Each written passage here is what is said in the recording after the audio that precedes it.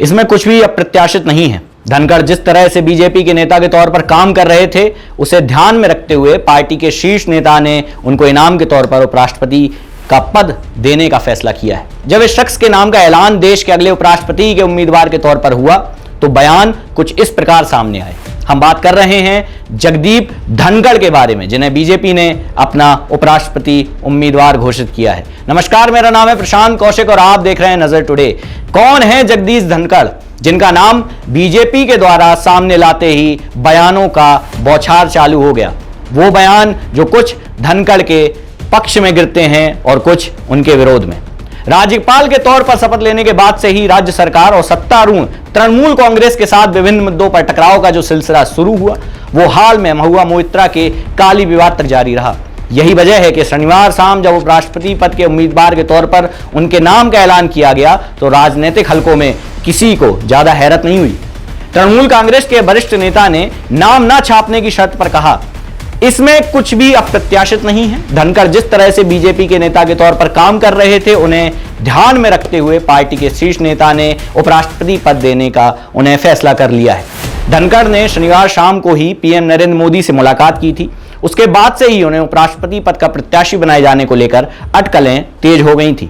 धनखड़ ने शुक्रवार को गृह मंत्री अमित शाह से भी भेंट की। धनखड़ ने पहले दिन से ही जिस तरह राज्य सरकार और तृणमूल कांग्रेस के खिलाफ आक्रामक तेवर अपनाया, उसके चलते अक्सर उन पर बीजेपी नेता के तौर पर काम करने और राजभवन को बीजेपी के कार्यालय में बदलने का आरोप लगता रहा है।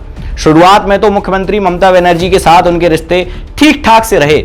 इस दौरान ये दोनों नेता एक दूसरे पर सीधे हमले करने से बचते रहे, लेकिन कुछ दिनों बाद दोनों नेता सार्वजनिक तौर पर एक दूसरे पर आरोप और प्रत्यारोप लगाने लगे। ममता बनर्जी ने तो कई बार सबके सामने धनखड़ को राज्यपाल पद से हटाने की मांग भी कर डाली। पश्चिम बंगाल के राज्यपाल धनखड़ और मुख्यमंत्री ममता बनर्जी के बीच अभी 36 का आंकड़ा है। बीच में एक आध बार उन्हें सुलह के आसार जरूर दिखाई दिए, लेकिन यह संभावना संभव नहीं हो सकी। अब शायद ही कोई ऐसा दिन गुजरा हो जब राज्यपाल ने अब तक शायद ही कोई ऐसा दिन गुजरा हो जब राज्यपाल ने अपने ट्वीट के जरिए तृणमूल सरकार और पुलिस प्रशासनिक अधिकारियों को कटघरे में खड़ा ना किया हो। चाहे कोरोना का मुद्दा हो, राशन वितरण का मुद्दा हो, चुनाव के दौरान या चुनाव के बाद होने वाली हिंसा का, या फिर आनन फानन में अम्फान तूफान के बाद राहत और बचाव कार्य का। राज्यपाल लगातार तृणमूल सरकार पर हमले करते रहे हैं।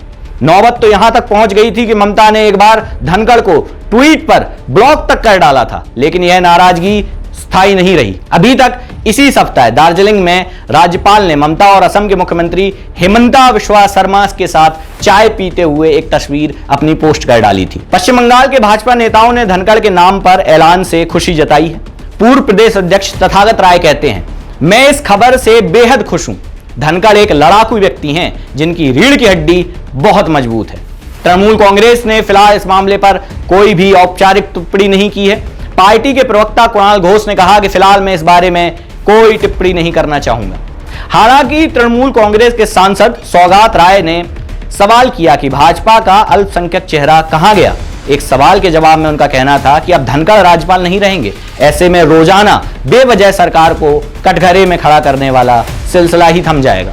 वहीं प्रदेश कांग्रेस अध्यक्ष अधीर रंजन चौधरी ने कहा, धनखड़ कानूनी मामलों के तो विशेषज्ञ हैं, कई बार बढ़िया बातें करते हैं, वे भाजपा के नजदीकी हैं, इसलिए उनको उम्मीदवार बनाया गया है। उधर सीपीएम नेता विकास रंजन भट्टाचार्य कहते हैं, भाजपा ने धनखड़ को उम्मीदवार बनाकर एक बेहतरीन दांव चला है। वे संविधान को समझते हैं, ऐसे में उनसे भाजपा को आने वाले वक्त में सहायता मिल सकती है। जानने की कोशिश करते हैं कि कौन है जगदीप धनखड़, जिनको तृणमूल कांग्रेस खासा पसंद नहीं करती है, लेकिन उनकी राजनीतिक सूझबूझ के सभी लोग दीवाने हैं। राजस्थान जिले के झुंझुनू जिले में किठाना गांव में 18 मई 1951 को पैदा होने वाले जगदीप धनखड़ ने बंगाल के राज्यपाल का कार्यभार 30 जुलाई 2019 को संभाला था। धनखड़ की शुरुआती पढ़ाई गांव के ही सरकारी स्कूल में हुई। इसके बाद उन्होंने स्कॉलरशिप हासिल करके चित्तौड़गढ़ के सैनिक स्कूल में दाखिला लिया। धनखड़ ने जयपुर के प्रतिष्ठित महाराजा कॉलेज से बीएससी की डिग्री हासिल की। उन्होंने राजस्थान विश्वविद्यालय से कानून यानी एलएलबी की पढ़ाई की। पढ़ाई में हमेशा बल ही रहे हैं धनखड़। धनखड़ ने वर्ष 1979 में राजस्थान बार काउंसिलिंग की सदस्यता ली। 27 मार्च 1990 को वे सीनियर एडवोकेट बने। उसी समय से धनखड़ सुप्रीम कोर्ट में प्रैक्टिस करते आए हैं। वे 1987 में Rajasthan high court bar association के अध्यक्ष भी चुने गए। धनखड़ का राजनीतिक करियर वर्ष 1989 से शुरू हुआ। उस वर्ष वे भाजपा के समर्थन से जनता दल के टिकट पर झुंझुनू से लोकसभा चुनाव लड़े। जीतकर पहली बार संसद पहुंचे और केंद्रीय मंत्री भी रहे। जनता दल के विभाजन के बाद वो पूर्व प्रधानमंत्री देवगौड़ा की खेमे में चले गए, लेकिन जनता दल से टिकट ना मिलने के बाद वे कांग्रेस में चले आए। उन्होंने अजमेर से कांग्रेस के टिकट पर लोकसभा चुनाव लड़ा, लेकिन हार गए। उसके बाद वर्ष 2003 में वे बीजेपी में शामिल हो गए। वर्ष 1993 से 1998 के बीच वे अजमेर के किशनगढ़ विधानसभा से विधानसभा के सदस्य भी रहे। लोकसभा और विधानसभा के अपने कार्यकाल के दौरान वे कई अहम समितियों के सदस्य भी रहे हैं। वहीं उनकी पुत्री कामना जयपुर के MGD स्कूल और अजमेर के मेयो कॉलेज से पढ़ाई करने के बाद अमेरिका से ग्रेजुएशन की डिग्री हासिल कर चुकी हैं।